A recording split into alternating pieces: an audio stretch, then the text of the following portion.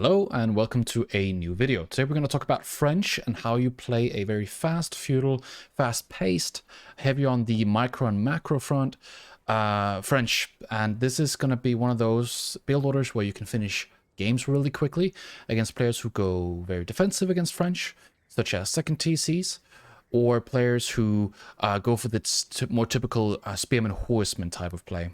I'm going to be bringing you the build order. It's down in the description below, so you can check it out and practice the build order if you want to do that. And yeah, this game I will show you how you deal with people who play very defensively, in this case, versus English, which is typically a civilization people struggle to end games, versus in the feudal age, which is very understandable because of the defensive capabilities. Anyways, let's get into it. The first thing you want to do is you want to send your first 6 villagers onto the sheep.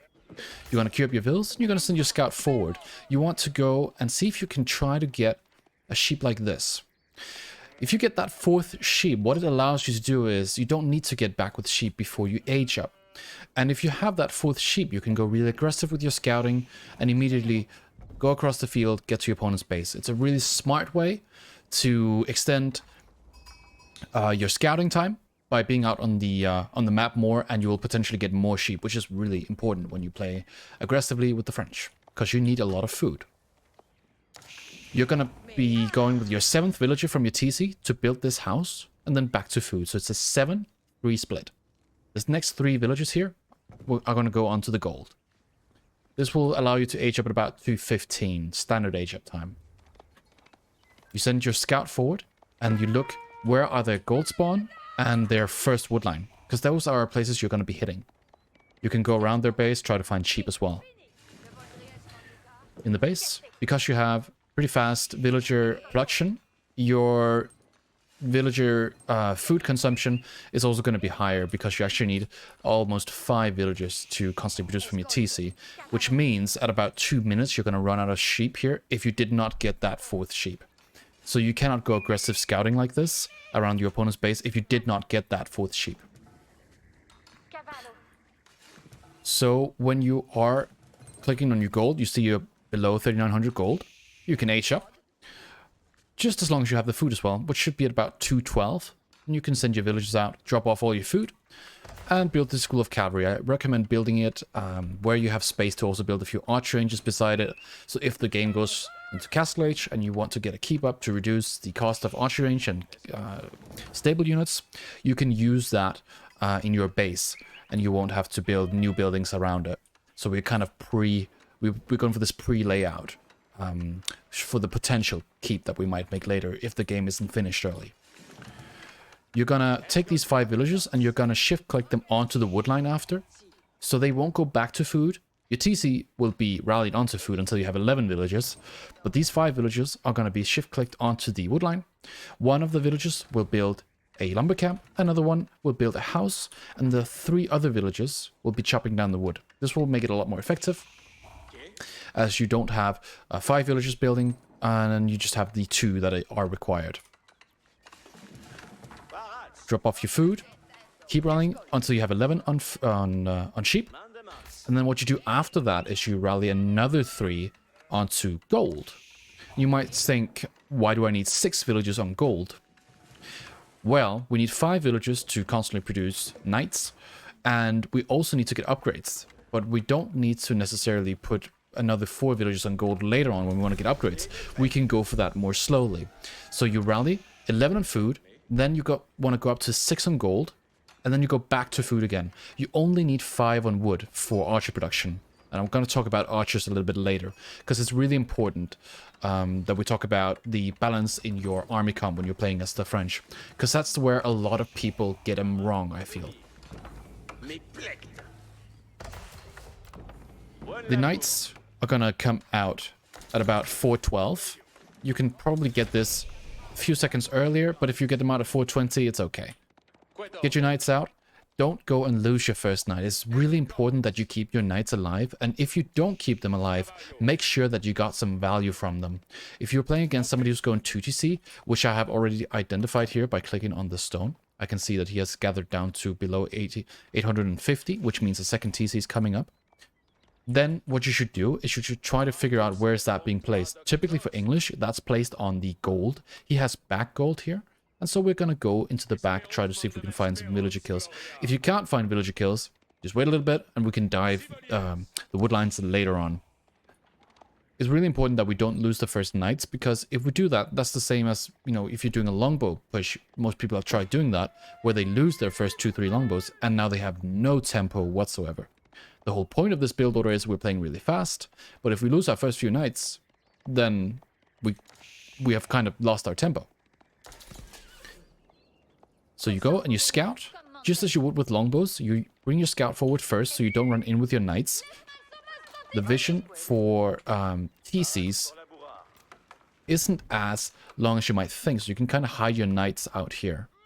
That's why we need to use the scout, though you do give away that you are interested in that area. So just go around, be patient with your knights. You don't need to kill him at minute 6. We're gonna kill him early, but not that early. In the base, we have gotten an archery range, and we get that archery range when we get the first 150 wood from our lumber camp. We've also gotten a few more houses, and we've gotten a mill up and running, because we are running out of food here. When somebody's not playing very aggressive against you, and they're playing for a second TC, you can just go as far on the map as you want to. I recommend not going to your opponent's resources immediately, but that is something you can do later. Here, on this map, what you can do is you can go just for the deer and the berries here in the bottom. If you have seen the boar, you can try to go for the boar, though this is kind of far away, but it's also possible. You want to think about, okay, I have sheep, but at some point I have to move out. What resource should I go for? Always go for the highest gather rate resource. That would be boars, then deers, and then you would go for sheep and berries. You can go for dives like this, and you don't want to stay under the TCs for too long, but keep in mind that TCs got nerfed, which actually buffs French indirectly when you go for these very aggressive plays. They have a shorter range, and the TCs can garrison fewer villages. So diving under TCs, especially the second one, isn't as harmful as it used to be.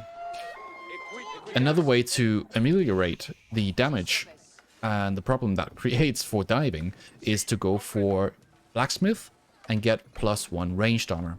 I recommend getting +1 ranged armor before you get your ram technology. If you don't get your +1 ranged armor, you will take a lot of extra damage. But if you get the ram technology very early and you go for rams, because somebody put their TC, let's say here, and they got that up, then it's fine. But if you're in the back of someone's base and you know you're going to be under TC fire and it's hard to get out as well, get the ranged armor. It's really important. It can be the difference between actually winning or losing the game. Another thing to pay attention to, because of the TC nerf, there's only 7 villages garrisonable. So if you see that there are more than 7 villages, like 10 and plus that, around the TC, and there's a lot of walk time back to another garrison point, such as the main TC, you can dive when you have about 4 knights, and they don't have spears and such. So you can actually get a lot of damage like this. You might lose a knight or 2, but if you kill 5 villages, that's really good. Because keep in mind, French has increased villager production, meaning at this stage, even though he has a second TC, because we've killed 3 villages at this point, we're actually ahead of him. So you might not be as far behind as you think, even 15 minutes in. You are actually able to keep up with just 1 TC, and just because your opponent goes for a second TC and you want to try to stay in the game, you don't need to get a second TC. You can go for that all-in, and if the first all-in at 11 minutes fails, you can go for another one a few minutes later, because you're keeping up. So go in with your knights, get as many kills as possible. Try to really just get your knights on top of these. Here we got 7 kills. Might get another one here. No, I don't. But I lose 2 knights. That's okay. I got 7 villager kills in the first, actually not even 8 minutes of the game. So that's a long time for his TCs, and he's pushed far behind. And we just keep making units. Now we're adding archers. Why are we adding archers? Well, we're adding archers because of spearmen. There's no reason to add archers if he doesn't make spearmen. I assume that my opponent will go for a few spearmen, because what he's trying to do here, because he's placed his second TC on gold, and because he's going on wood, walling off like this, and making farms, this means that he wants to try to fast castle. He wants to get a white tower up and make it so that I can't win the game just by going for an all-in, because the white tower is so powerful. So he has to make a few spearmen, and I assume that he's going to do that. How many archers will I need? That's the big question, because a lot of people just spam archers from the moment they get their archery range up. And that's fine, but you want to stop at some point. You can spam knights until, you know, you win the game. But archers, you actually, if you control group them and you try to one-tap spearmen, you don't need more than 9 archers without upgrades. So I recommend going to about 10, 11 archers, so you have the option to still one-shot after you've lost 1 or 2 of them.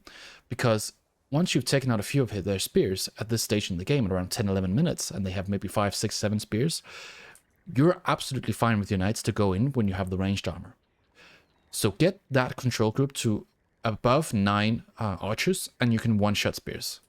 That is the whole purpose of playing with archers as the French, because your main combat unit is the knight. So that is the balance you're going for. About 10 to 11 archers, and then the rest is just knights.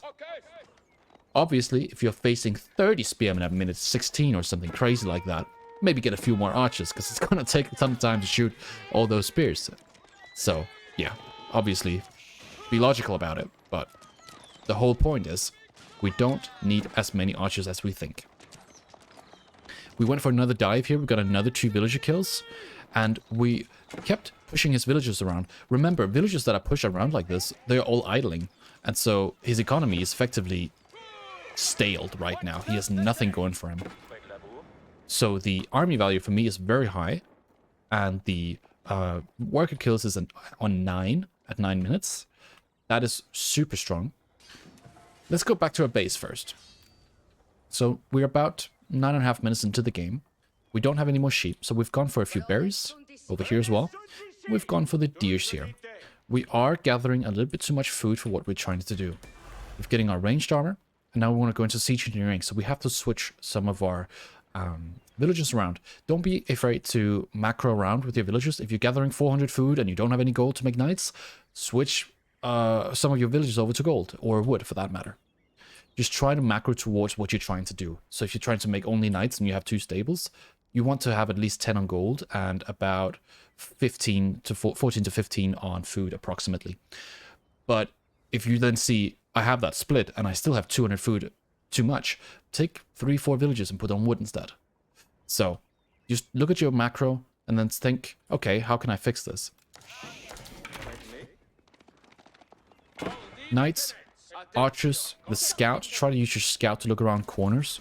And then at some point, because when your opponent doesn't make units, obviously we don't need as many archers. So what we can try to do is we can time it with a ram push. So what you see me doing here is I'm putting a few more villagers onto gold down here and a few more villagers onto wood. I want to make rams now. Even though I don't have the 9 to 10, 11 archers, I'm still making a few of them. But I've actually focused more on getting the rams now. I see the barracks, so I know that my archers are going to come in handy, which is good for me. Otherwise, it's, you know, not necessarily wasted, but, you know, it was perhaps not needed as much. Get your knights out.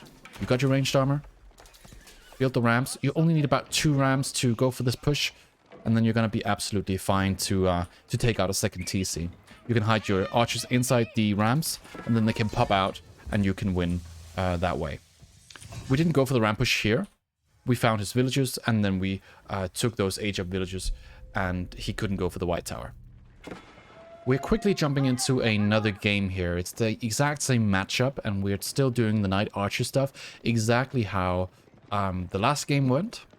And this guy also went for a second TC, but this guy has more units to defend with.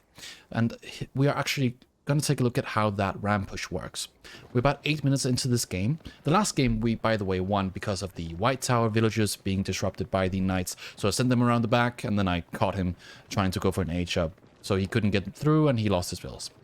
Anyways, we are in this game, circling around his base, just like the other one. Here he also has a back gold, And these TC placement in the back can be tough to sometimes go for. But always remember, when somebody goes for a second TC, they have 8 villagers now reserved just to make villages. And they're also delaying their units. So if they want to go for defensive units, you will still have more than them. Get your ranged armor, and then get your rams. But don't make like 4 or 5 rams. Make 2 rams. Because if you make too many rams, they have enough time to make units. You want to be really sharp about your macro. Don't have too many resources stored like I do right here. Don't have that 400 food. Notice how, when I have that 400 food, that I've actually taken away my villagers. So now I only have 8 villagers gathering food on the board right here. And then the rest of the villagers are put on wood, because what I want to try to do right now is get the rams out and then push his TC. I see he has a lot of villagers here. I push the villagers. I have the ranged armor coming in, but it's not on quite yet, so I will take a lot of damage. But he does not have his own +1 ranged attack. So it's not the worst. I might lose 1 knight here, but I killed 3 villagers. It's okay. Again, I don't have the magical number we talked about before just yet. Just 5 archers are up here, but we have more coming. Knight production, we have about 20 on wood because we were floating food. And now we are still producing knights, but we're also making rams. You need your knights, as I spoke about before, and then the archers to one-shot the spears. Let's speed it up a little bit. Rams are now being built. We are only going to use 2 rams. What we should do right here is we should take a look at how many units he has. And if we find his units, then try to kill them. So he has a lot of spears. We're about 11 minutes into this game. And this guy has 9 spears and 4 longbows. And that's actually a pretty good amount to defend with. But if we micro this correctly, which I'm going to slow down here, you guys can see what that is supposed to look like. You have your 9 archers inside a ram. You can take them outside of the ram and they can one-shot spears like this. It's really smart and really effective if you're trying to just get damage through. Take your knights in. There might be spears, but it's okay. When there's this amount of spears, it's absolutely fine. And then put your archers inside the rams again. Take them out when the spears come close, and then shoot the spears. Go in with your knights again. And then do the damage that is required. We only have 6 knights here and 6 archers. We have a few more units coming. But in reality, you don't need that many units as long as you got the right upgrades. We only have +1 ranged armor and our free melee attack. So we are not taking extra damage. We are actually at a really good stage where we are only getting 3 damage per arrow from the main TC, and then about 2 damage from the second TC. So the TC fires don't really do much, and the longbows also just do 2 damage. So the knights are absolutely fine going under a TC like this, but you also have to actually do damage. Don't go under a TC if you can't kill anything. You don't want to lose your entire army. Let the rams do the work on the second TC while you go and find villager kills like this. Remember, idle economy is also really strong. You might not kill as many villagers as you want to, but just idling them out like this is also great for you. We have 5 archers left and 5 knights. It is villagers. They cannot garrison more than 15 villages. So all of these are idle. And what you're looking to do is just, of course, take out villagers, but just keep them idle as long as possible. The game is essentially won here, because he lost the second TC, which is your victory condition. You're now going to be heading villagers because you also took out a lot of them.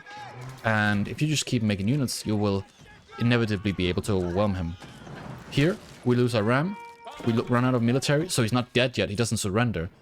You might think, now this goes into a long game. I'm going to have to castle or go second TC myself. No, don't ever do that in this situation. When you've done this much damage, you just need to finish the game. We might be against English, and people say don't try to win it in Feudal against English. We're absolutely fine. Go for another 3 rams, and then go in, right? You've got so much military coming in right behind this. If you're scaling well and spending your resources, and just making more production. So you can see we have 2 archer ranges here and 2 stables. That's it for me. It's a very simple build order that you can try to implement in your French gameplay. If you are fighting against a an opponent that goes for 1cc aggression, I really recommend just keep making feudal units until you take a good engagement. And then when you've taken that good engagement and you come out on top, make a decision on whether you double down or you go castle. The safe play is always to go castle age, because you can then upgrade your units and they will be a lot stronger. And even if your opponent goes to castle age a little bit behind you, and now they're castle 2, they are not going to have upgraded units. And if they just took a bad engagement, they might have no units at all. So again, it can only really end well if you play it correctly that way. Anyways, that's it for me. If you have any questions, ask them down in the comment section below. And if you're interested in coaching, then there'll be some info about that now. See you in the next one.